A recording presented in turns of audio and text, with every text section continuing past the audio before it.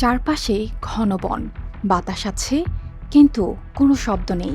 গাছগুলো দাঁড়িয়ে আছে অদ্ভুত বাঁকা শরীর নিয়ে, ডালপালা যেন একে অপরকে জড়িয়ে ধরে রেখেছে। আর সেই ভারী নীরবতার ভেতরেই হঠাৎ মনে হতে পারে দূর থেকে কেউ যেন তাকিয়ে আছে। রোমানিয়ার ট্রান্সিলভানিয়ার এই রহস্যময় বনকে ঘিরে প্রচলিত আছে ভয়ঙ্কর সব গল্প।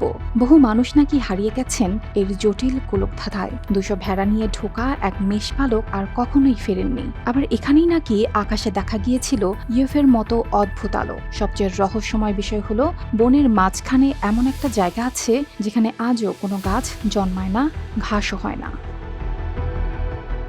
এই বনটির নাম হুইয়াবাচিউ।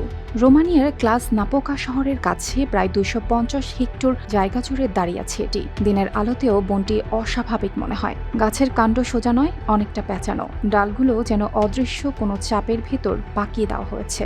ঘন পাতার ফাঁক দিয়ে সূর্যের আলো মাটিতে পড়লেও জায়গাটির অন্ধকার যেন পুরোপুরি কাটে না। স্থানীয়দের অনেকেই বলেন বনের ভেতরে ঢুকলেই এক ধরনের অজানা ভয় কাজ করে। কারো মাথা ঘোরে, কারো বমি বমি ভাব হয়, কারো শরীরে জ্বালা পোড়া বা ফুসকার মতো দাগ দেখা যায়। আবার অনেক দর্শনার্থীর দাবি তারা সেখানে থাকার সময় অনুভব করেছেন কেউ যেন তাদের প্রতিটি পদক্ষেপ নজরে রাখছে। এই বন প্রথম বড়ভাবে আলোচনায় আসে 60-এর দশকে। জীববিজ্ঞানী আলেকজান্ড্রো শিফট নাকি আকাশে ডিম্বাকৃতির এক অদ্ভুত বস্তু দেখেছিলেন। পরে 1968 সালে এমিল বার্নিয়া নামের সেনাবাহিনীর এক টেকনিশিয়ানও বনের ওপর দিয়ে ইউরোপের মতো উজ্জ্বল বস্তু উড়ে যেতে দেখার দাবি করেন। আশেপাশের গ্রামের মানুষও জানান তারা মাঝে মধ্যে বনের দিক থেকে গোলাকার তীব্র আলো আকাশের দিকে উঠতে দেখেছেন। তবে হুয়াইবাচিউর সবচেয়ে আলোচিত জায়গা হলো বনের মাঝখানে সেই খালি অংশ। সেখানে কোনো গাছ জন্মায় না। বিজ্ঞানীরা মাটি পরীক্ষা করলেও এমন কোনো পরিষ্কার কারণ পাননি যা উদ্ভিদের জন্মে বাধা দিতে পারে। তাই স্থানীয়দের বিশ্বাস এই জায়গাটি রহস্যময় ঘটনার কেন্দ্র। লোকমুখে আরও প্রচলিত আছে বহু বছর আগে কিছু চাষিকে নাকি অন্যায়ভাবে এই বনে হত্যা করা হয়েছিল।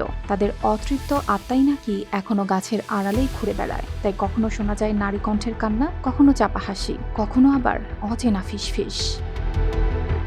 বিজ্ঞান এখনো এই বনের সব ঘটনার চূড়ান্ত ব্যাখ্যা দিতে পারেনি। কেউ বলেন এগুলো মানুষের ভয় আর কল্পনার ফল। আবার কেউ মনে করেন হুইয়াবাচিউর ভেতরে সত্যি এমন কিছু আছে যা এখনো অজানা। সত্য যাই হোক, ট্রান্সিলভানিয়ার এই বন আজও দাঁড়িয়ে আছে নীরব, অন্ধকার ও রহস্যে ঢাকা এক জীবন্ত গল্প হয়ে। অর্পিতা জাহান, RTV।